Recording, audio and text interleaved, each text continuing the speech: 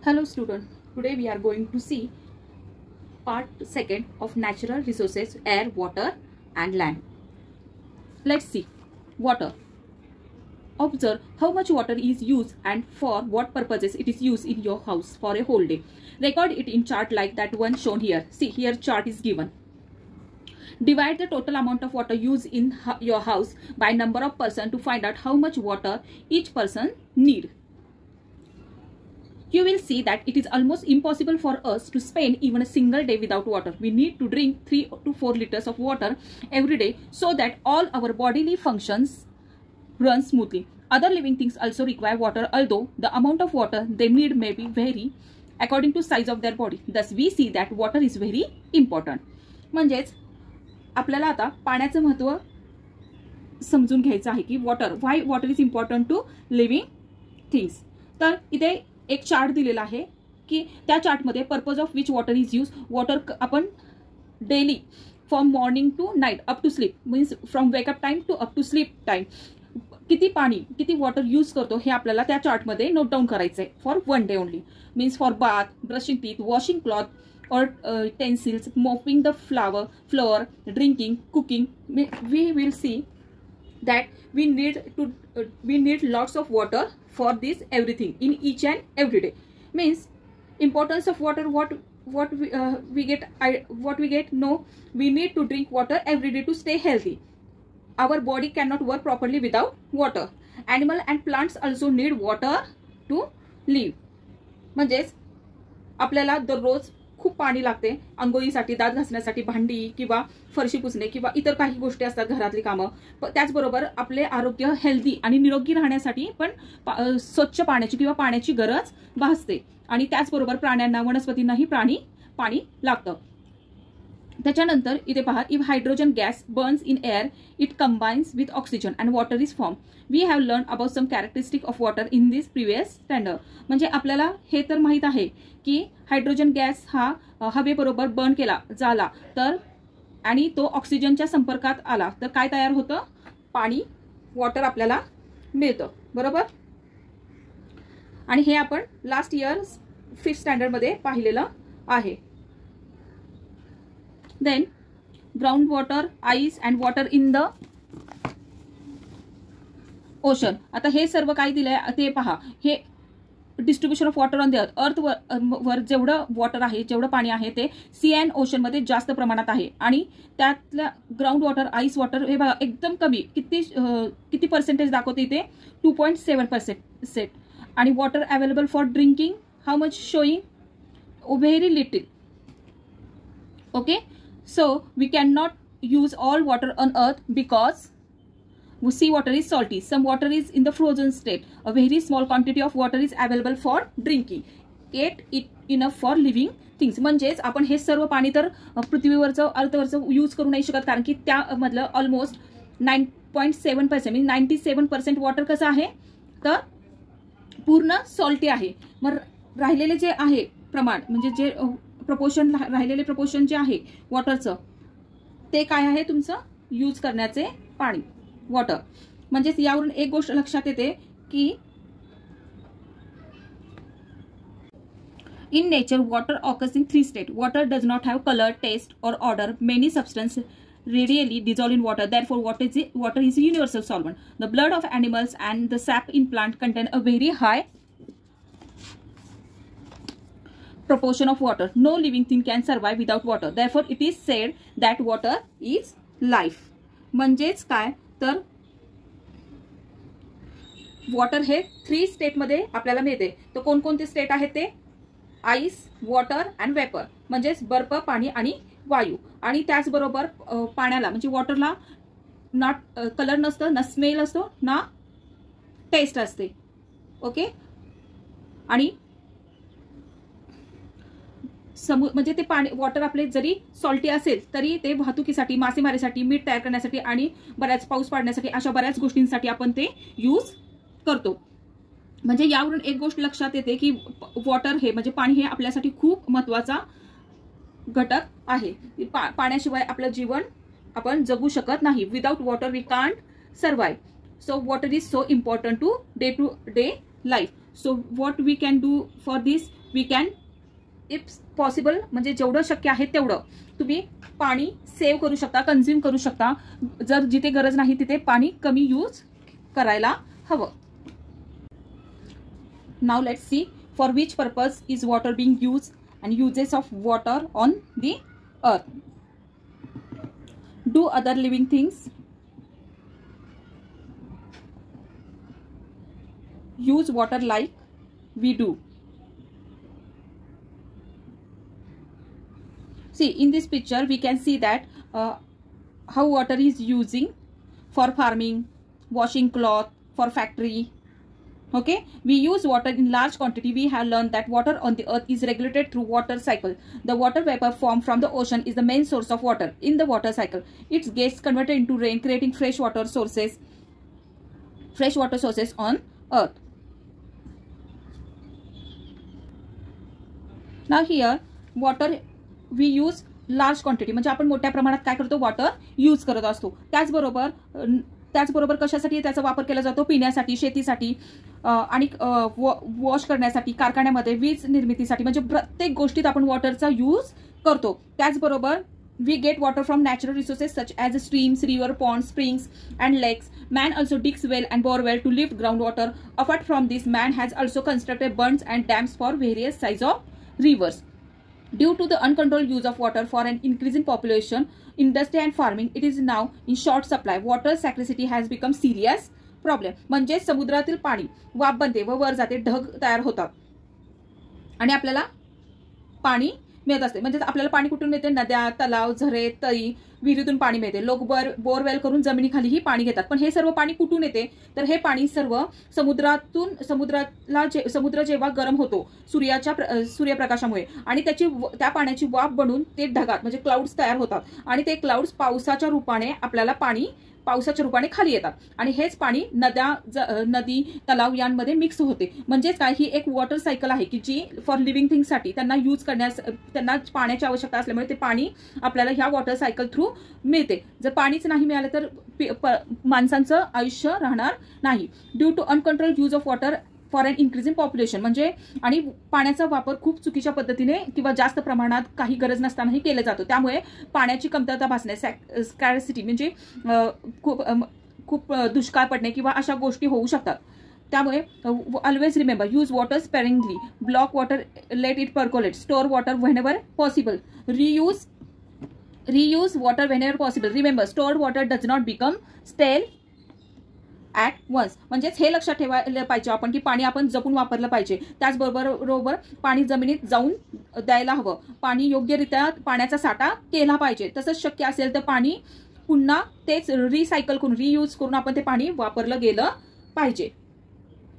आता next part आपण पाहणार आहोत, land. The land is seen in the form of stone, soil, big rock. It is not flat everywhere. It is hilly or some places flat in others.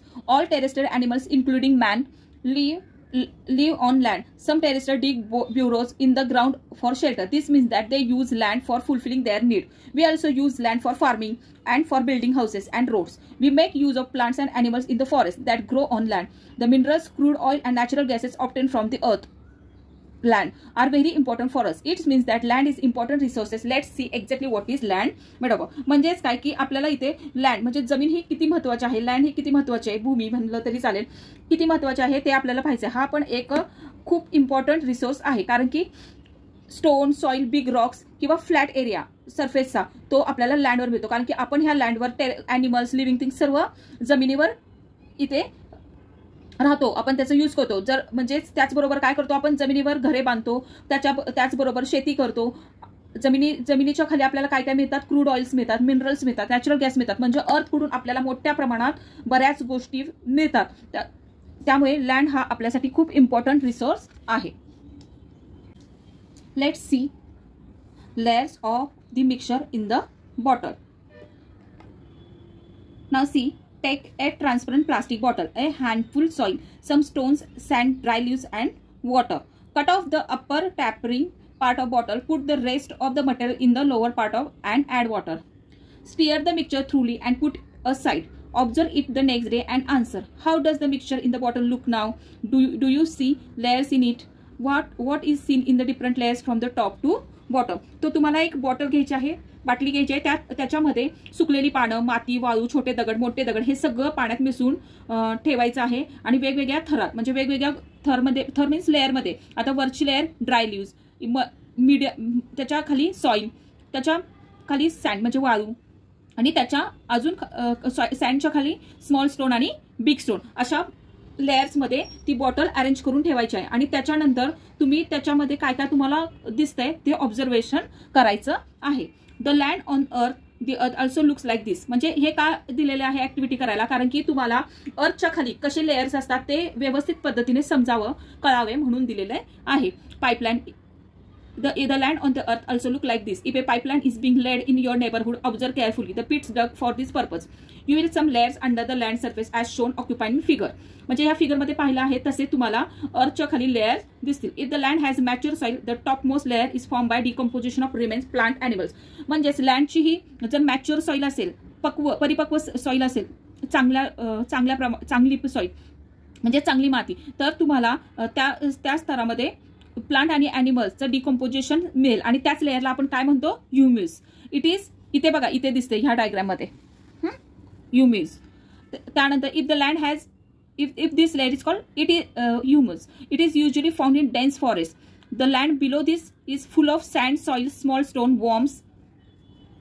worms and insect soil and pieces of bedrock are found below this layer of land. म्हणजेच या ह्युमसच्या खाली जी वाळू, माती, छोटे दगड, हे छोटे छोटे दगड, माती आणि किडे, छोटे छोटे किडे सपोज असतील तर त्याला ती असते माती. ही माती अजून पूर्ण तयार झालेली नसते, तिला इमॅच्युअर म्हणजे अपरिपक्व असे म्हणतात. त्यानंतर soil and pieces of bed rock are found below this layer of land. This soil is immature म्हणजे ही सर्व इमॅच्युअर असते. Further below this layer the proportion of soil decreases and that of the rock increases. This layer of bedrock म्हणजेच ह्या थराखाली माती कमी दिसते आणि दगड जास्त दिसतात म्हणून ह्या थर म्हणजे ह्या लेअरला काय म्हणतात, bedrock. The main minerals in the soil are derived from these rocks. That is why soil in different regions is different. म्हणजेच या दगडांपासून मातीमधले मिनरल्स तयार होतात म्हणून वेगवेगळ्या भागातली माती वेगवेगळ्या रंगाची आणि बेडरॉकवर अवलंबून असते. म्हणजे तिथले the colour and texture of the soil both determine म्हणजे बाय द बेडरॉक. हे पूर्ण ते तिथली माती ही बेडरॉकवर डिपेंड असते. म्हणजेच काय तुम्हाला लक्षात आलं इथे की जो फर्स्ट लेअर असते ती ह्युम्यूस असते, सेकंड लेअर ह्युम्यूसच्या खालची ही असते ती सॉइल असते, ही इमॅच्युअर सॉइल असते. याच्यामध्ये खूप सारे छोटे छोटे दगड, किडे, माती, वाळू ह्या गोष्टी असतात. Layer of soil and small rock त्याच्यापेक्षा थोडेसे मोठे स्टोन्स आणि रॉक्स हे इथे असतात ह्या लेअरला आणि सगळ्यात मोठे रॉक्स अँड स्टोन हे बेड रॉक मध्ये असतात आणि बेड रॉकवर डिपेंड मातीचा कलर आणि टेक्स्चर असतो. The process of soil formation. The soil on the land is formed by natural process. The abiotic component of soil are supplied through the weathering of the bedrock. Due to heat, cold and water of the sun, wind, rain respectively, the bedrock breaks down into pieces. Stone and sand soil are formed from these pieces. Microbes, worms and insects are found among them. Rodents like mice, rat also found here. The roots of trees growing on the land also help weathering of rock. The process of soil formation is slow and continuous. It takes about 1000 years for 2.5 cm thick layer of mature soil to form. म्हणजेच काय तर माती तयार होण्यासाठीची जी प्रक्रिया असते की process असते ती खूप स्लो आणि कंटिन्युअस असते. 2.5 सेंटीमीटरची जी जाडीची जी मातीचा थर असतो, लेअर असते ती तयार होण्यासाठी 1000 वर्ष 1000 इयर लागतात. तर हे कशामुळे होतं की due to heat, cold and water of the sun, wind and rain respectively ह्या सर्व नॅचरल प्रोसेसमध्ये जे बेडरॉक असतात ते छोट्या छोट्या पीसेसमध्ये ब्रेकडाऊन होतात आणि ते स्टोन, सँड, सॉइल हे त्याचं फॉर्मेशन करतात आणि त्याच्यानंतर मायक्रोब्स, वॉर्म, इन्सेक्ट हे सुद्धा त्याच्यामध्ये फाइंड आउट मिळतात की जे ती माती तयार करण्यासाठी हेल्प करतात. या तुकड्यांपासून काय होतं, दगड, वाळू, माती तयार होतात. त्याचबरोबर त्याच्यामध्ये जंतू, गांडूळ, कीटक म्हणजेच काय मायक्रोब्स, वॉर्म, इन्सेक्ट हे सुद्धा असते. अशा पद्धतीने माती किंवा सॉइल तयार होण्यासाठी heat, cold, water, wind, rain ह्या सर्व गोष्टी आवश्यक असतात. ह्या सर्व प्रोसेसमध्ये जे बेडरॉक मोठे मोठे खडक असतात ते ब्रेकडाऊन होतात आणि त्यांचं ते कशात कन्वर्ट होतात, स्टोन, सँड आणि सॉइलमध्ये. आणि ते सर्व तयार होण्यासाठी 1000 वर्ष किंवा त्याच्यापेक्षाही जास्त कालावधी लागतो. Next, soil can get destroyed in a short period quickly by floods, storms, human activity such as mining. That is why it is necessary to conserve soil and to prevent erosion of land. The best remedy for this to increase the green cover of the land. Erosion of land is reduced if grass, trees and bushes are grown in it. म्हणजेच काय तर flood, storms म्हणजेच पूर, वादळ आणि digging, जे human activity mining करतात ते, त्याच्यामुळे सॉइल काय होते, डिस्ट्रॉय होते, खराब होते. आणि त्यामुळे मातीचे म्हणजे erosion of land, prevent erosion of land म्हणजे आपल्याला त्याचं संरक्षण, मातीचे संरक्षण करणे खूप आवश्यक असते. त्याचबरोबर the best remedy for this to increase green cover for the land. मग त्याच्यासाठी काय गरजेचं आहे तर खूप मोठ्या प्रमाणात आपल्याला ट्रीज, झाडं लावली पाहिजेत की जेणेकरून इरोजन ऑफ लँड आपण कमी करू शकतो. Obtain specimens of soil from the various places in your surroundings, such as your own yard, garden, hills, river banks, fields, and rocky ground. Note the differences in the specimens with respect to color, feel, texture, and the size of particles.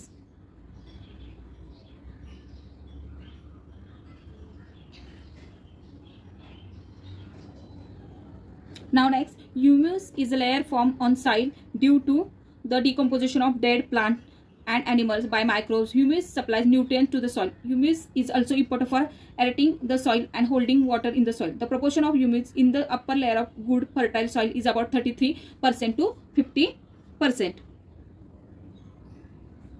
म्हणजेच काय तर humus म्हणजे dead plants और animals हे जेव्हा खराब होतात म्हणजे डिकम्पोज होतं त्यांचं, तेव्हा काय होतं, माती तयार होते. त्या मातीमध्ये खूप मोठ्या प्रमाणात न्यूट्रिएंट्स असतात आणि it is important for airing the soil and holding water into the soil. म्हणजेच ती माती पोषक द्रव्य देते आणि पाणी साठवते आणि मातीला हवेशीर बनवते. The proportion of humus in the upper layer of good fertile soil is 33% to 50%. अशा मातीमध्ये खूप साऱ्या मोठ्या प्रमाणात न्यूट्रिएंट्स किंवा चांगली पोषक सॉइल माती 33 ते 50% असते. Forest on the land got buried underground due to the great hills, and that took place on the earth many ages ago. After that process of formation of fossil fuels from the remains of living things took place underground, we get fuels like petrol, diesel, kerosene, paraffin, and other useful materials like that tar, wax from the fossil fuel called crude oil. म्हणजेच काय की आपल्याला forest on land या underground मध्ये माती म्हणजे forest मधल्या लँडच्या underground मध्ये आपल्याला वेगवेगळ्या प्रकारचे फ्युएल्स मिळतात. तर ते कोणते कोणते आहेत तर we get petrol, diesel, kerosene, paraffin आणि other material like that tar, wax आणि त्यालाच आपण काय म्हणतो crude oil. Living things use land, water and air available on earth and does man. However, the proportion of these resources that are actually put to use are very small as compared to the whole earth. Look at the following table. Land 29%, potable water 0.3%, oxygen 21%. Even in this small proportion, the resources shown in the above table are sufficient for all living things. Only it is very necessary for man to control his greed. In other words, he must use these resources judiciously with the awareness that they are meant for all living things and not just for mankind. म्हणजेच काय तर आपल्याला उपयोगात आणणाऱ्या हे जे natural resources आहेत त्याच्यामध्ये जमिनी म्हणजे लँड 29% आहे, पोर्टेबल वॉटर 0.3% आहे, ऑक्सिजन 21% आहे. हे प्रमाण अगदीच कमी आहे आणि सर्वांसाठी पुरेसे. Institute at Work, India Meteorological Department (IMD) was established in 1875 for studying the weather in the Indian subcontinent. The main function of this institute is to observe the weather and to make weather forecast. This institute to conduct research related to changes in weather, make forecast about rains and studies the development related to global warming. म्हणजेच IMD means India meteorological department, की जे भारताचा हवामान विभाग आहे, IMD म्हणजे, आणि ते 1875 मध्ये सुरू झाले. तर ते काय करतात, तर ते are observe the weather to make weather forecast, आणि पावसाचे, तापमानाचा अंदाज व जागतिक तापमानवाढीचे निरीक्षण, ह्या सर्व गोष्टी पाहून ग्लोबल वॉर्मिंग कसं थांबवता येईल किंवा ग्लोबल वॉर्मिंग वाढते का काय हे पाहण्याचं ते काम करतात. आय होप तुम्हाला हा लेसन अंडरस्टँड झाला असेल, समजला असेल. व्हिडिओ आवडला असल्यास लाईक, शेअर, सबस्क्राईब जरूर करा. पुन्हा भेटूया एका नवीन व्हिडिओ सहित, एका नवीन लेसन सहित. तोपर्यंत बाय.